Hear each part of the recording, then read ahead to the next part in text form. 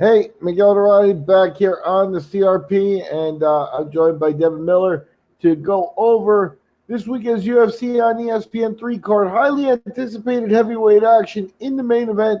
We're going to do a preview of some of these fights and maybe get a little bit into some of the odds. Um, Ngannou dos Santos, dos Santos looked like $1 million his last outing. Ngannou, he's been the, most feared guy in the division, so to speak, for a little while now. And, it's a major matchup. The winner's definitely going to be in title contention. Now, how that materializes, could go a couple of different directions, but these guys are going to be in the title picture for sure. Yeah, for sure. And I did a video earlier today about I was listening to Luke Thomas and Dan Hardy talking this week, and Luke Thomas brought up about how Anana Moicano just got knocked out by the Korean Zombie, and was asking Hardy so when do we throw in the towel on somebody being a potential contender? When do we throw in the towel and say, well, we thought this guy might be a championship contender, but he's no longer on that plane. Just let's start writing him off, basically. And Dan Hardy came back with the fact that MMA's been a pretty forgiving sport. MMA's been a sport where we've seen guys rise and fall, and we sometimes have a tendency to be fair weather and kind of throw in our towel on somebody and write them off a little prematurely. Well, I think that plays out really well. It got me thinking about this heavyweight main event. I mean, Junior dos Santos, when we look at his career, I mean, at one point, he looked like he was going to probably be the first iconic, long reigning champion at heavyweight. I mean, he comes in and just his very first fight he knocks out, which is one of the best heavyweights we've ever seen, in Fabricio Verdum, and just a little over a minute knocks him out in the first round. Beats Stefan Struve, beats Crow Cop, knocks Gilbert Ivel out, beats Gonzaga in the first round. Then he beats Shane Carwin.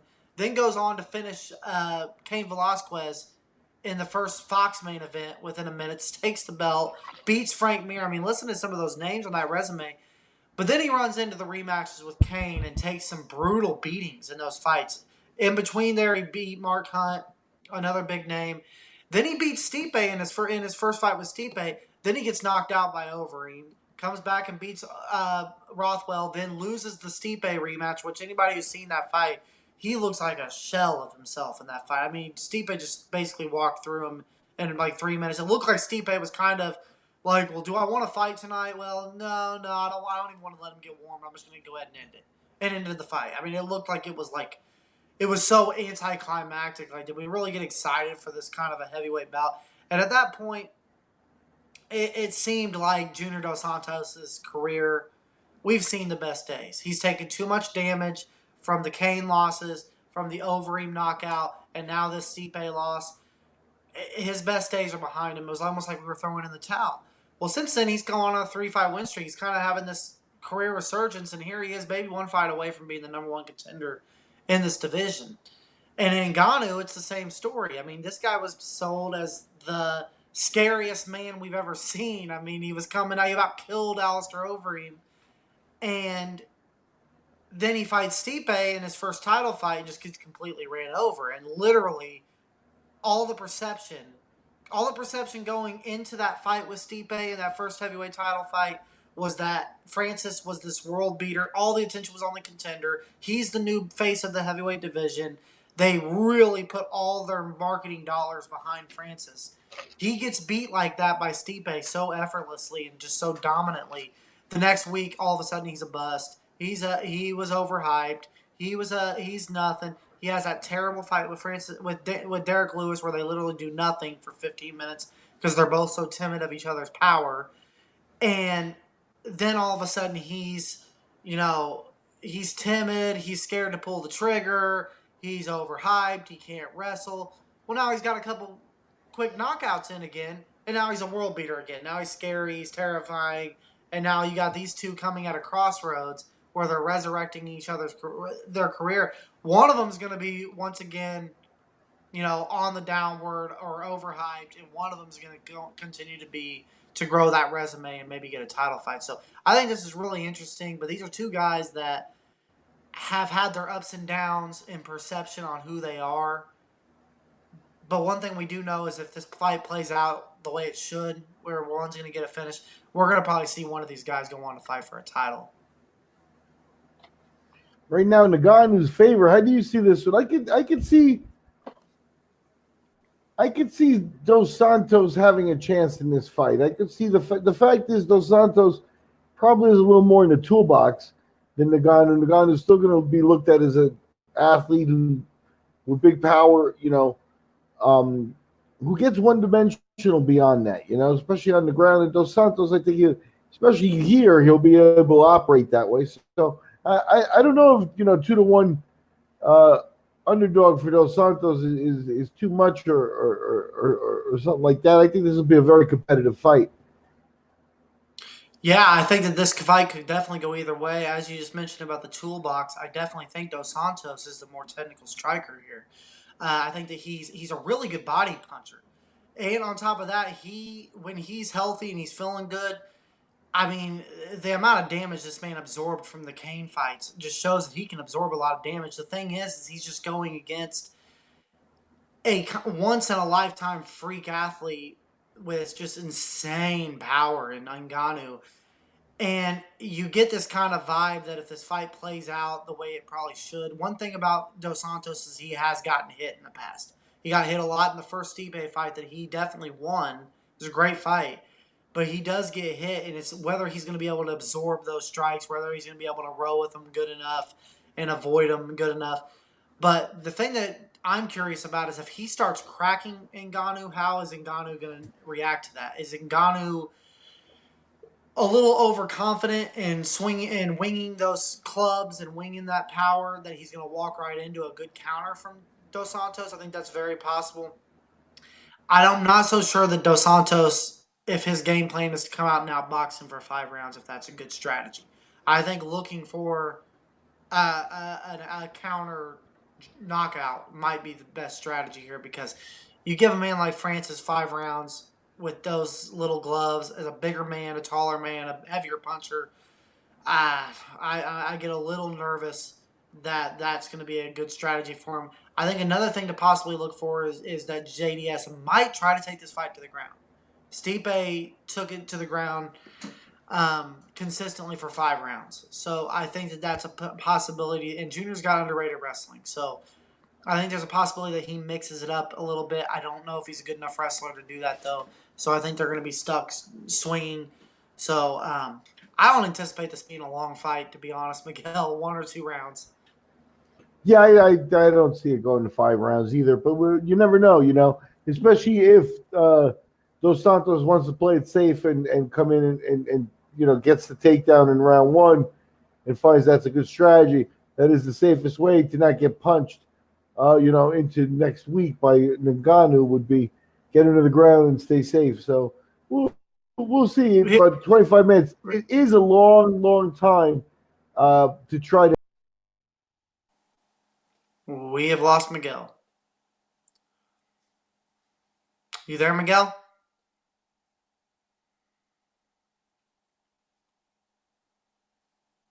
I'm waiting on Miguel to hit the link again. Hey, I'm back. Yes, sir, I'm back.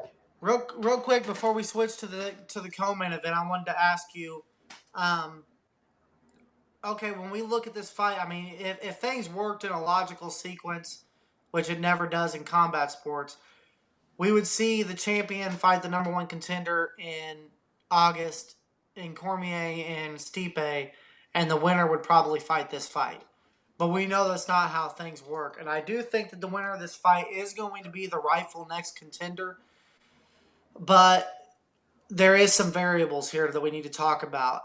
Number 1, if Stipe were to beat Daniel, number 1, does Daniel even stay around to fight a trilogy fight, or does he just go ahead and go? I'm of the opinion that if Daniel loses another fight, he's probably going to retire. But there's also another big X factor, I think, and I think a lot of it has to do with the week after this fight, is John Jones. If John Jones wins, which he probably should, against Thiago Santos, I think that throws a big curveball because Daniel Cormier has already stated that he's interested in fighting John Jones for a third time before he retires. So if he beats Stipe, I think that he's going to move in that direction rather than fighting a Francis Ngannou if he beats Dos Santos. But let's say Stipe wins. Does Stipe get the Jones fight? Let's say Dos Santos wins. Stipe and Dos Santos would be a trilogy fight for the heavyweight title. Stipe and Ngannou would be a rematch. Stipe and John Jones would be a fresh fight, a good fight. So there, I do you agree with my assessment that Cormier loses, he's probably retired. Cormier wins, he's probably going after the Jones fight. Jones is the X factor in all this. But if Stipe wins, it's up in the air between the winner of this and Jones. Or a trilogy fight. I think Stipe, you move right into the winner of this fight is his next contender, unless they really want to do the trilogy. But I sort of agree with you. I think they'll stay away from that. If Cormier wins and they want to go for Jones, I think you probably wind up with Stipe and the winner of this probably already facing themselves again, possibly for an interim belt. Quite possible. I definitely think that the winner of this needs to just kind of hold out to see how things shake up, though, because they've done more than earn their shot, the winner of this fight, in my opinion. Yep. So now let's get into the co-feature fight here, because once we're moving down the UFC on ESPN 3 card, it's this weekend. It'll be on ESPN, the big channel, so check your local listings. They're at the Target Center in Minneapolis, so keep that in mind. It's Central Time for the start times if you want to look for that. We've got flyweight, so you go from heavyweights to flyweights, little guys following by the big guys. And you got Joseph Benavidez against Jussier Formiga. Yeah, I believe this is the second number one contender fight on this card. You've got Jussier Formiga, who is coming in. He's 23-5 overall, 34 years old. He's on a 4-fight win streak, and he is currently ranked as the number one contender in this division. And then you got Benavidez, who actually holds a win over Formiga. These guys fought back. I'm trying to figure out where they fought. They fought back at UFC Fight Night 28 back in 2013, and Benavidez actually won this fight by finish in the first round. For me, and when you look at Benavidez, man, dating all the way back to the WEC days, he made his WEC debut in WEC 37 in 2008. So he's been fighting for Zuffa for 11 years now, going on 11 years. He's lost 2 fights to Dominic Cruz, 2 fights to Demetrius Johnson, and 1 fight to Sergio Pettis. That's it. And the only one of those fights that he got finished in was the second Demetrius fight when he got knocked out in the first round. Other than that, the first Demetrius fight was a split decision. The second Dominic Cruz fight was a split decision. And the Sergio Pettis fight was a split decision. So 3 of those 5 fights have been split decisions. I mean, that's just how competitive this man has been. And in between those, not to get too technical here, he won 2 fights, lost to Cruz the first fight. Won 2 fights, lost to Cruz the second fight. Won 4 fights, lost the first DJ fight. Won 3 more fights, lost the second DJ fight. Then went on to win 6 more fights, including a win over current flyweight champion Henry Cejudo. Then lost the Pettis fight. And now he's on a 2-fight win streak and probably 1 fight away from a potential rematch with Henry Cejudo. And I believe that the winner of this fight, since Dana's already signaled they're going to keep this division, we didn't know if they were going to at the beginning of the year, especially with the whole thing with Dillashaw and Cejudo moving up to fight Moraes. But Cejudo's really savoring the whole I saved a division, I'm a 2-division champion. And I think he wants to be the first guy that's defended 2 belts. I think there's a chance we see Cejudo, when he gets healthy, move back down to fight, especially if it's Benavidez. Because Benavidez holds a win over him. He's already avenged the DJ loss. And the first fight with Benavidez was a split decision win. And it was a scrappy. I encourage anybody to go watch that fight.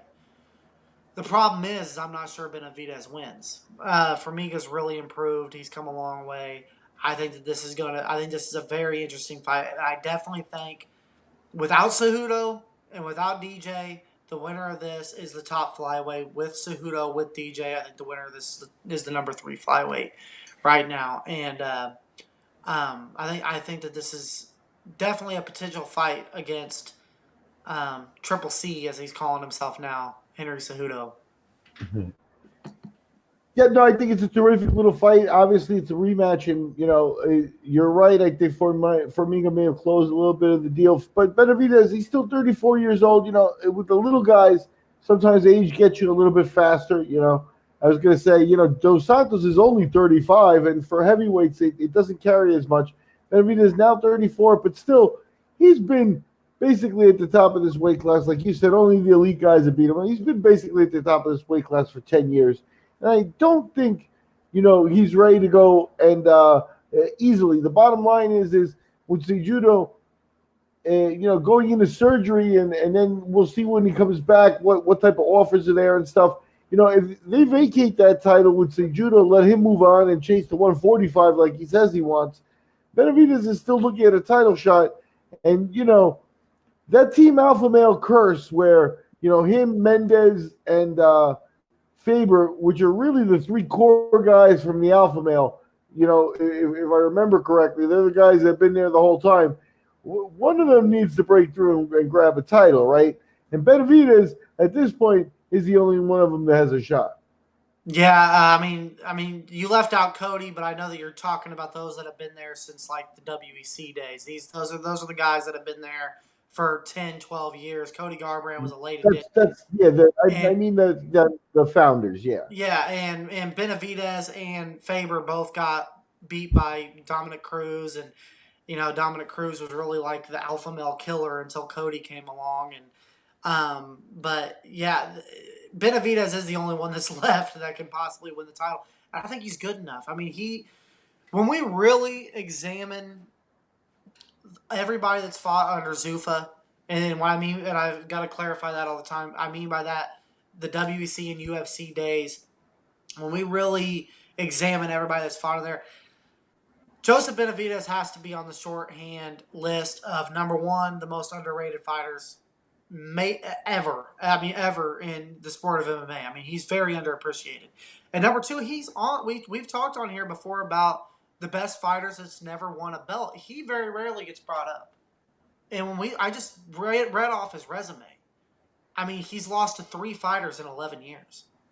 And they're all, I mean, other than the Sergio Pettis fight, which, that's a fight he should have won. And Sergio Pettis is a good fighter, but that's a fight he should have won. Everybody has an off day. Other than that, he lost a pair of fights to both Dominic Cruz, who's a bantamweight, not even a flyweight. So you can kind of scratch that. There's no way Cruz would ever make flyweight. And to arguably the best martial artist we've ever seen in Demetrius Johnson. And one of those fights he arguably won. It was a split decision. It was a very close fight.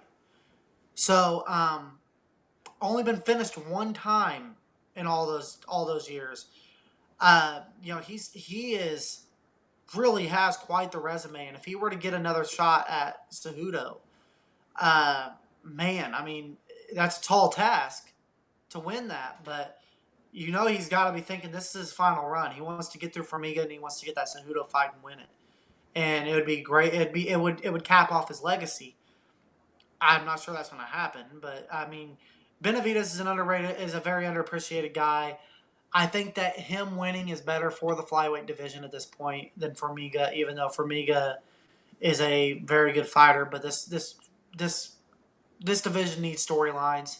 It needs something like a rematch with Cejudo, a guy that's beat Cejudo that they can market, a guy who's is well known and a marketable name, who's been in WC since been under Zuffa since for 11, 12 years now. So they probably need Benavidez to win this fight, I would say.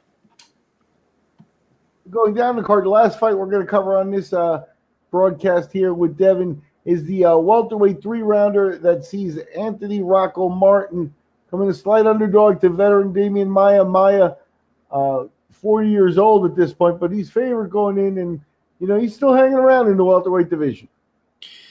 He certainly is, and I hate to see where we're at with Demian Maia, just because we know we're coming to the end, and he's arguably the best Brazilian Jiu-Jitsu practitioner we've ever seen.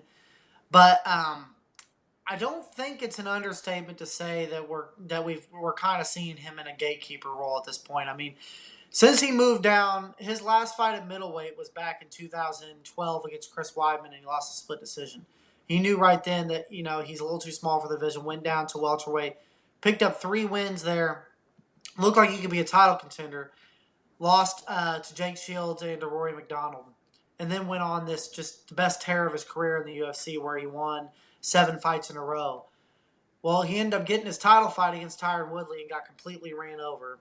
Then he became the gatekeeper. Then he really became that if you can get through him, you can get the title fight. And the 2 people we saw that kind of passed the door, which is Demian Maia, was Colby Covington first, who really put a beating on Demian Maia, worse than Woodley and the next guy did. And the number 2 guy was Usman. Beat him also. So he lost 3 fights in a row to Woodley, Covington, and Usman, the top 3 in this division. And then they throw in Lyman Good, a former Bellator standout, and he gets Lyman Good out of there in round 1, just showing that if you're still not one of that elite caliber guys, that you're going to have to deal with some serious high-level jiu-jitsu. And if you're not one of those top-level guys that's ready to deal with that, he's still at 41 years old, can get you out. Well, now he's about to go in against Rocco Martin. And I remember this guy when he first came into the UFC. He took a pair of losses. And then I remember him getting beat by Leonardo Santos. And I remember thinking, at the time, because he was always impressive, and even his losses, I was thinking, man, this guy's an underachiever if there's ever been one. Well, since then, he's kind of corrected that. He's went 7-1 in his last 8 fights. His only loss was to Olivier Auburn Mercer by split decision back in 2017. He's on a 4-fight win streak now, and he's actually starting to pull together some good finishes. I remember his nasty head kick over Ryan LaFleur, and I remember I was pumped up for that because he said going into that fight that the UFC was kind of putting him and LaFleur together as loser goes home, gets cut because they looked at him as boring fighters because they didn't finish anybody. And I remember thinking, man, that's a shame if that happens because Tony Martin's a really good fighter. And Tony Martin goes out there and just starches him with a head kick in the 3rd round. Then he comes back and gets a finish over Jake Matthews, and then he just won a tough fight over Sergio Moraes. Now, who's a very good jiu-jitsu practitioner, keep in mind, going into the Maia fight. I think this is kind of a gatekeeper position for Rocco Martin in this position right now. He was ranked number 15. Since then, some other guys have gotten wins. So he's top 20, but they don't know if they really want to rank him, if they really want to put his name out there right now. He gets a good win over Demian Maia. He's in the rankings. And I think that's where we're at now. We're going to see either the old vet getting going on a win streak before he hangs up the gloves, or we're going to see a new contender come in and kind of make a name and get himself ranked off of the old vet and Demian Maia in this fight. Yep, I worry a little bit for Demian because, he counts on his jiu-jitsu and his wrestling was never, his forte. So in this modern age of sport, getting to the ground has always been a chore where, that makes or breaks him in a fight here. And, beyond that, at that point now, granted, he's a pro and his striking has come along and he knows what he's doing and stuff like that. But at 41 years old, with Kamaru Usman, Colby Covington, and those guys, you're talking about athletes that are facing an older man at this point, and it showed in that fight, and I'm afraid it might show itself again here. Yeah, I think that's a perfect summary because, he's evolved, but at the same time, he is what he is, and I think it's safe to say his best days are probably behind him. Yep. And so we'll see. We'll see if he shuts down Rocco Martin, who's been steadily rising. As you said, that would be 5 wins in a row for Rocco Martin. Demian Maia in the number 3 spot this weekend on the UFC on ESPN 3. I'm Miguel Iturrate for the CRP. That's Devin Miller. We've been covering. You can listen to our coverage of the 3 main fights here on this piece. And, hit like and subscribe. And we'll be back with a lot more content throughout the weekend. Any final words, Dev? Nope. You summed it up. Enjoy the fights. Check your local listings for start times, all that sort of nonsense. And hit like and subscribe. Talk to you guys later.